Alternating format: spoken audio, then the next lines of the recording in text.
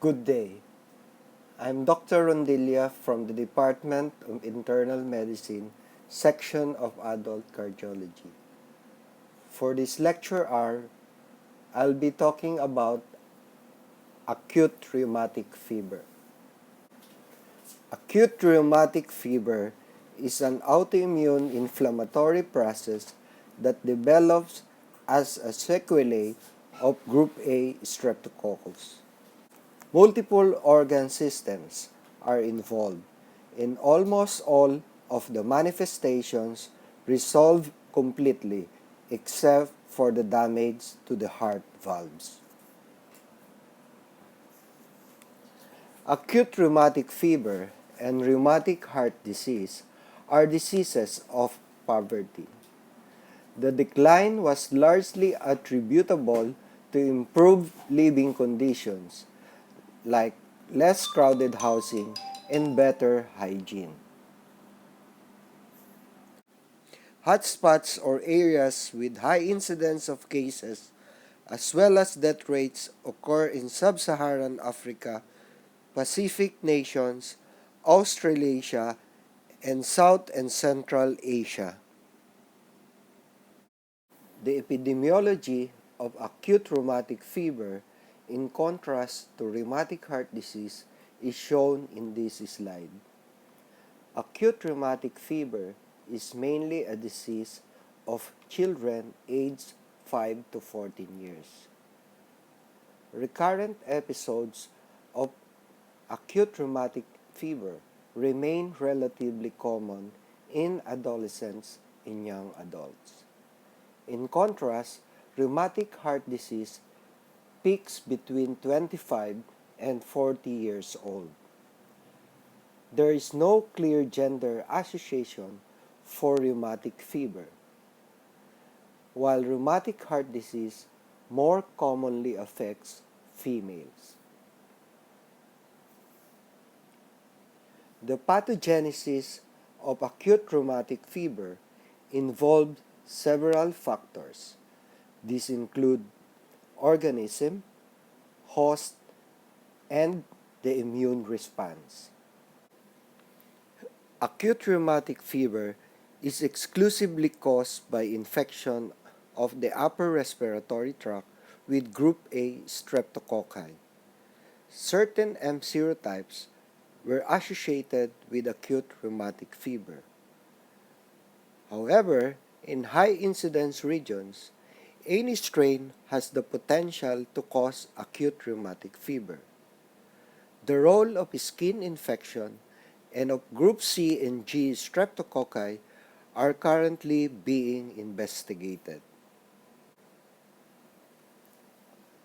About 3 to 6% of any population may be susceptible to acute rheumatic fever. Findings of familial clustering of cases and concordance in monozygotic twins, particularly chorea, confirm that susceptibility is an inherited characteristic. Some human leukocyte antigen class II are associated with susceptibility, while others are protective.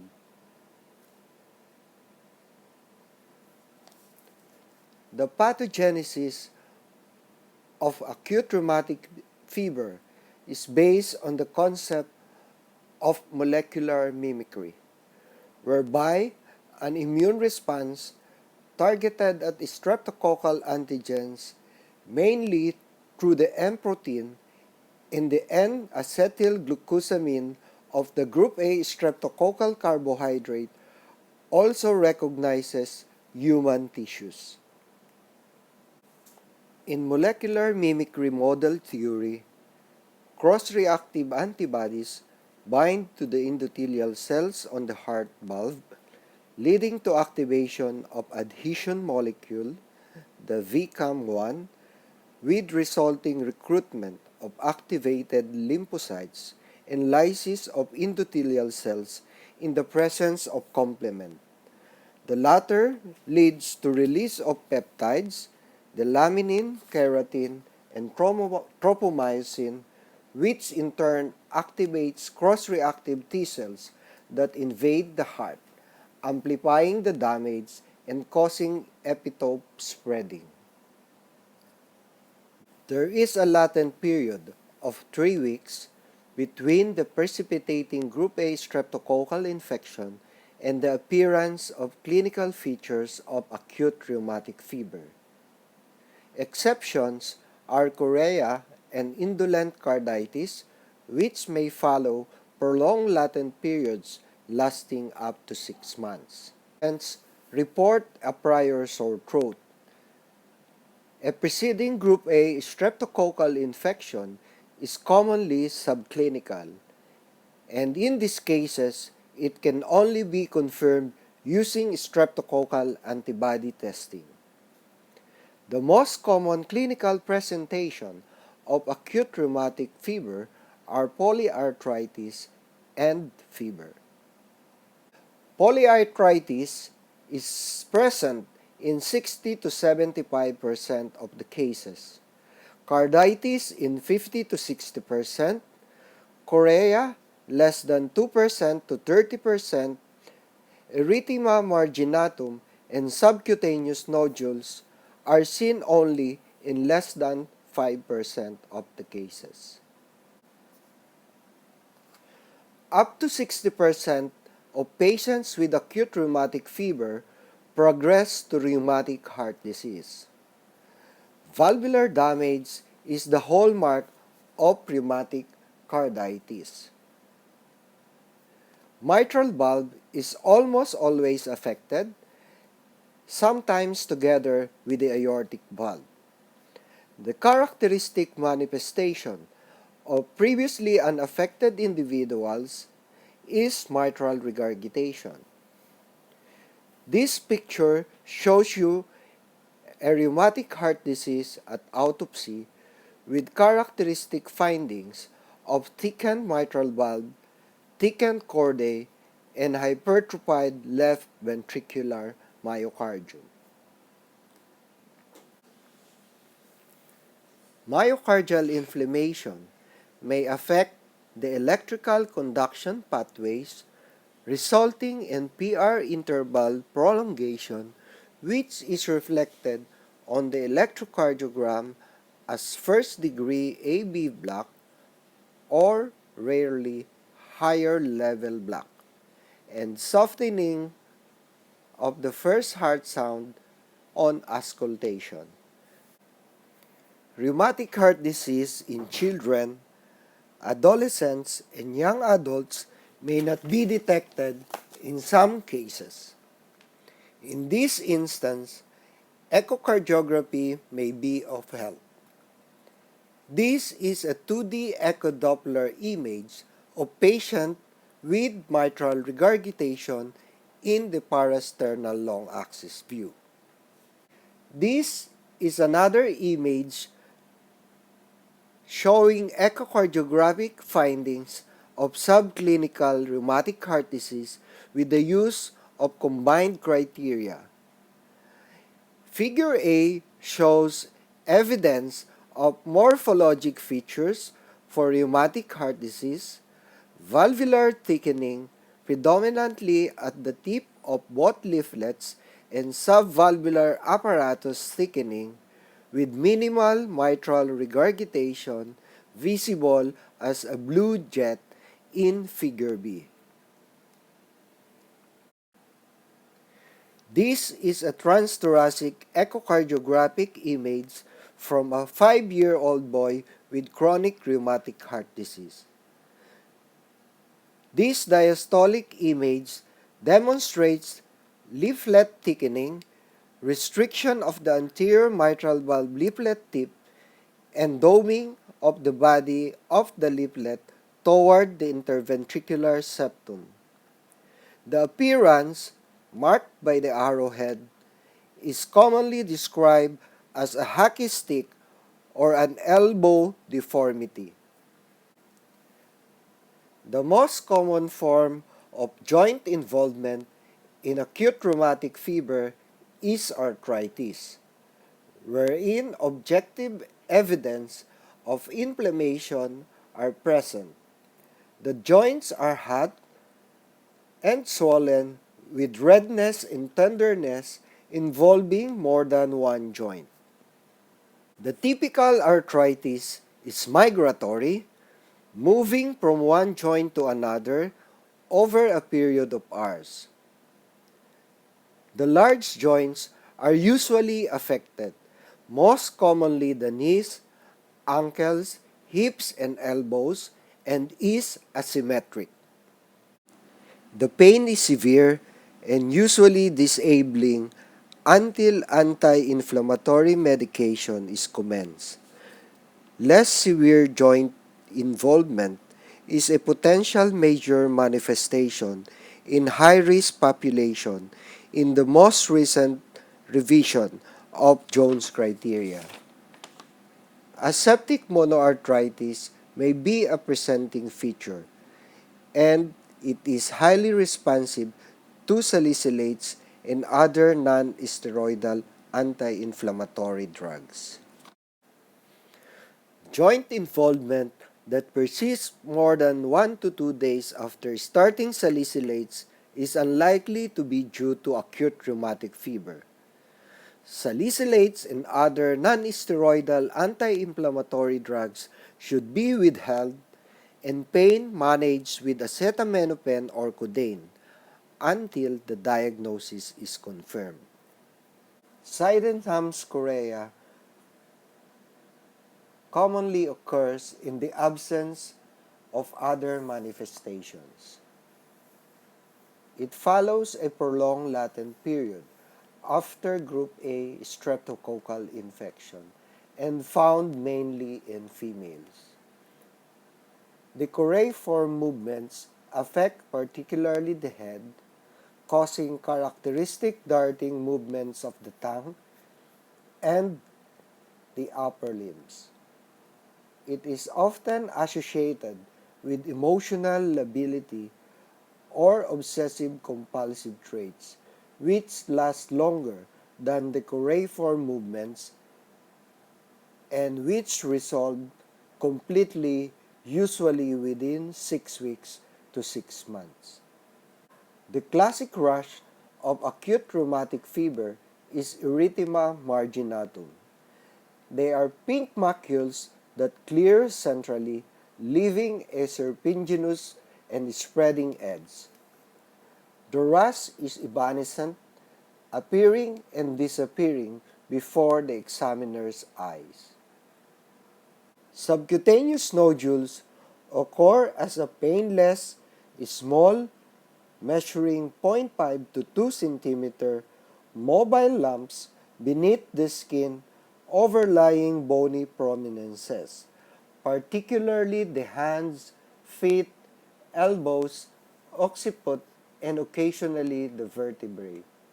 They are a delayed manifestation, appearing 2 to 3 weeks after the onset of the disease, and last for just few days or up to 3 weeks, and are commonly associated with carditis.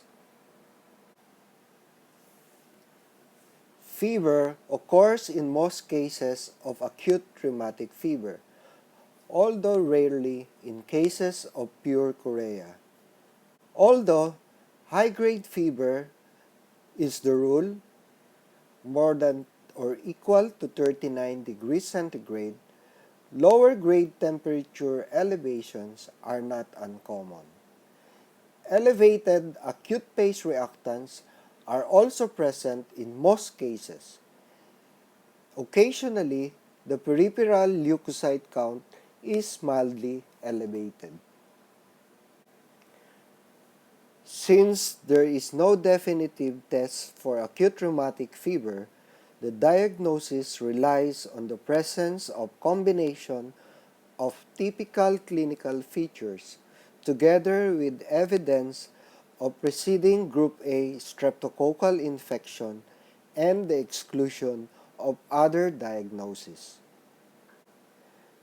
This uncertainty led Dr. Thomas Duckett Jones in 1944 to develop a set of criteria known as the Jones criteria, which is then modified by the American Heart Association in 1992. The diagnosis of acute rheumatic fever should include two major criteria or one major plus two minor plus evidence of antecedent group A streptococcal infection. The major criteria are carditis, migratory polyarthritis, Sydenham's chorea, erythema marginatum, and subcutaneous nodules. The minor criteria include arthralgia, fever, elevated acute phase reactants, and prolonged PR interval.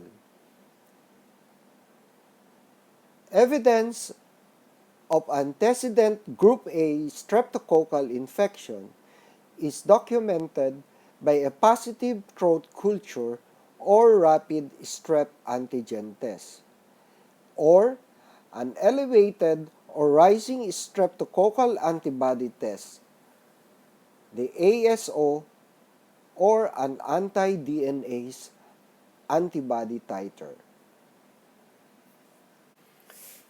For easy recall of the Duckett-Jones diagnostic criteria, you can use this mnemonic.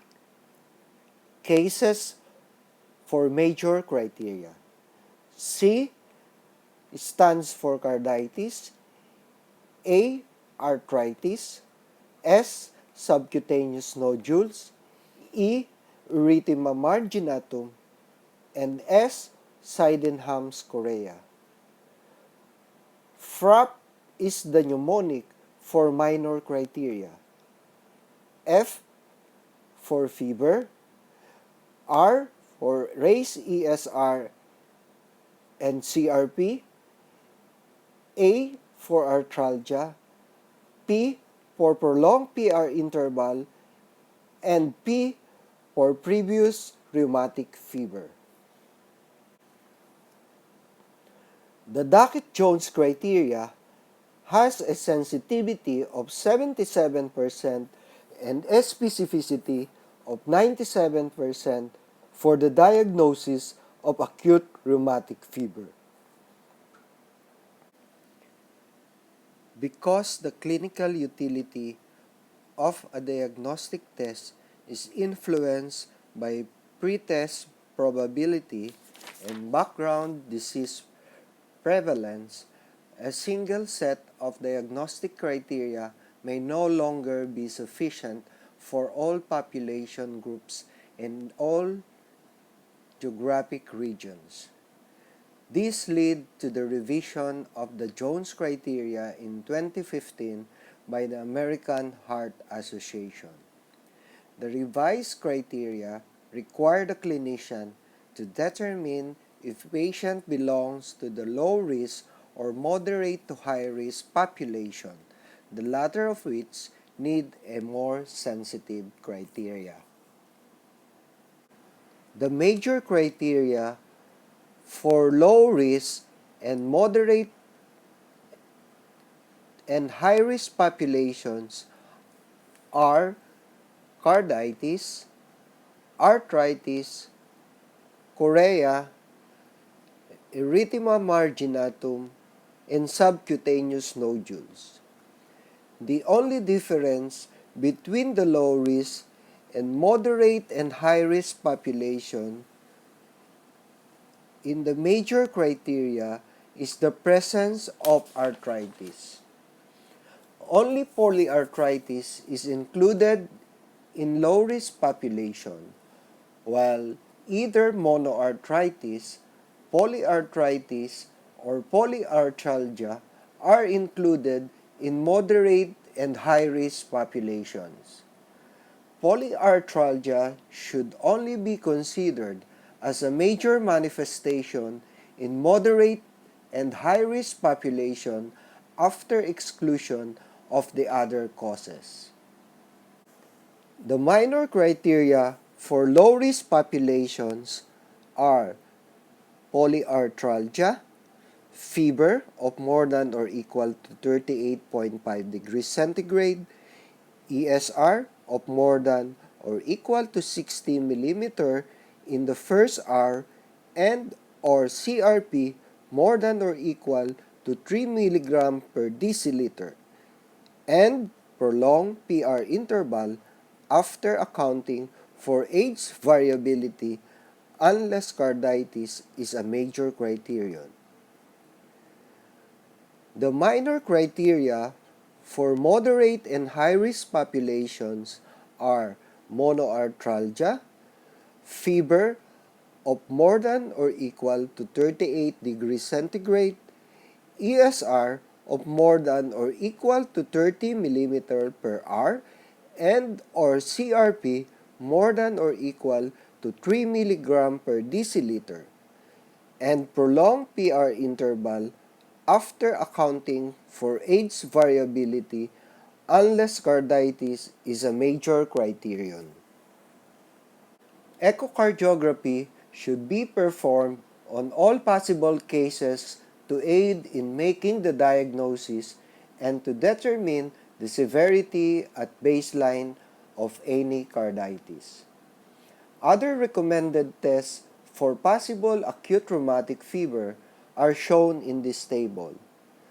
It is recommended for all cases to have a white blood cell count, erythrocyte sedimentation rate, C-reactive protein, blood cultures if febrile, electrocardiogram, repeat in 2 weeks and 2 months if prolonged PR interval or other rhythm abnormality are present. Chest X-ray if clinical or echocardiographic evidence of carditis. Echocardiogram should be considered and repeated after 1 month if negative. Throat swab, preferably before giving antibiotics, is necessary for culture of group A streptococcus. Anti-streptococcal serology, both anti-streptolysin O and anti-DNase B titers, if available, and repeated 10 to 14 days later if the first test is not confirmatory. The test for alternative diagnosis depends on clinical features.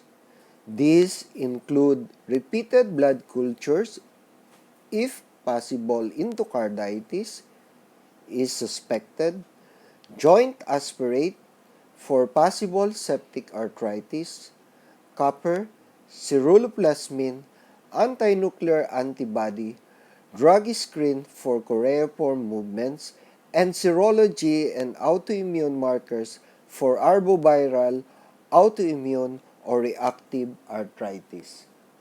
There is no treatment proven to alter the likelihood of developing or the severity of rheumatic heart disease. Management of heart failure may be life-saving in cases of severe carditis. In general, the treatment of acute rheumatic fever is symptomatic. All patients with acute rheumatic fever should receive antibiotics sufficient to treat the precipitating group A streptococcal infection. Penicillin is the drug of choice. It can be given orally at a dose of 500 mg per orem twice daily. Amoxicillin at 50 mg per kilogram daily with a maximum dose of 1 gram for a period of 10 days or as a single dose of 1.2 million units intramuscular benzathine penicillin G. Salicylates and NSAIDs are used for the treatment of arthritis, arthralgia, and fever. They have no proven value in the treatment of carditis or chorea. Aspirin is the drug of choice. An initial dose of 50 to 60 mg per kilogram per day up to a maximum of 80 to 100 mg per day, which is about 4 to 8 grams per day in adults, can be given in 4 to 5 divided doses. At higher dose, patients should be monitored for salicylate toxicity, such as the presence of nausea, vomiting, and tinnitus. If symptoms appear, lower dose should be used. After 2 weeks, the dose can be reduced to 50 to 60 mg per kilogram per day for further 2 to 4 weeks. Naproxen can also be given instead of aspirin. It has the advantage of twice daily dosing and given at a dose of 10 to 20 mg per kilogram per day.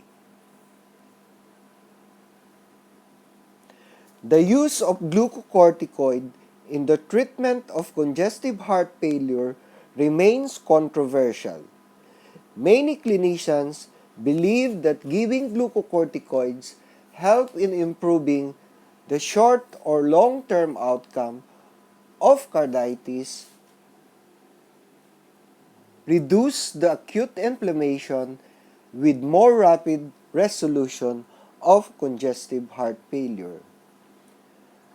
Adverse reactions mostly are gastrointestinal bleeding and fluid retention. Common steroids being given are prednisone or prednisolone at a dose of 1 to 2 mg per kilogram per day with a maximum dose of 80 mg for few days to a maximum of 3 weeks. Previously, bed rest is the cornerstone in the management of acute rheumatic fever. At present, it is needed only while arthritis and arthralgia are present, and for patients with heart failure. In the treatment of chorea, medications do not alter the duration or outcome. Milder cases can be managed by provision of calm environment. In severe cases, carbamazepine or sodium valproate may be administered. The response may not be seen for 1 to 2 weeks and should be continued 1 to 2 weeks after symptoms subside. Corticosteroids are effective and lead to more rapid symptom reduction. They are considered in severe or refractory cases. Corticosteroids in the form of prednisone or prednisolone can be given at 0.5 mg per kilogram with weaning as early as possible, preferably after 1 week if symptoms are reduced. Intravenous immune globulin is not recommended except in cases of severe chorea refractory to other treatments. Untreated acute rheumatic fever can last for an average of 12 weeks. With treatment, discharge from the hospital is within 1 to 2 weeks. Inflammatory markers should be monitored every 1 to 2 weeks until they have normalized, which is usually within 4 to 6 weeks. Echocardiogram after 1 month is needed to determine if there has been progression of carditis. Ideally, Primary prevention would entail elimination of the major risk factors for streptococcal infection, particularly overcrowded housing. This is difficult to achieve in most places where acute rheumatic fever is common. Therefore, the mainstay of primary prevention for acute rheumatic fever remains primary prophylaxis. The timely and complete treatment of Group A streptococcal sore throat with antibiotics. If commenced within 9 days of sore throat onset, a course of penicillin will prevent almost all cases of acute rheumatic fever that would otherwise have developed. The mainstay of controlling acute rheumatic fever and rheumatic heart disease is secondary prevention. Because patients with acute rheumatic fever are at dramatically higher risk than the general population of developing a further episode of acute rheumatic fever after a Group A streptococcal infection, they should receive long-term penicillin prophylaxis to prevent recurrences. The best antibiotic for secondary prophylaxis is benzathine penicillin G, delivered every 4 weeks. It can be given every 3 weeks or even every 2 weeks to persons considered to be at particularly high risk. Oral penicillin V can be given twice daily instead, but is less effective than benzathine penicillin G. Penicillin allergic patients can receive erythromycin twice daily.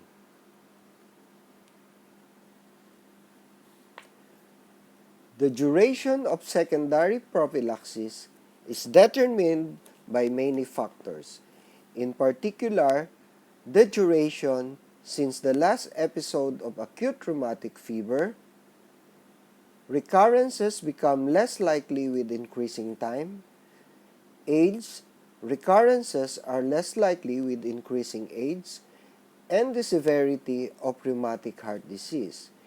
If severe, it may be prudent to avoid even a very small risk of recurrence because of the potentially serious consequences. This table shows the American Heart Association recommendations for duration of secondary prophylaxis. For patients with rheumatic fever without carditis, the duration of prophylaxis is for 5 years after the last attack or 21 years of age, whichever is longer. For rheumatic fever with carditis but no residual valvular disease, the duration is for 10 years after the last attack or 21 years of age, whichever is longer. In the presence of rheumatic fever with persistent valvular disease, evident clinically or on echocardiography, the duration of prophylaxis is 10 years after the last attack or 40 years of age, whichever is longer, and sometimes lifelong prophylaxis.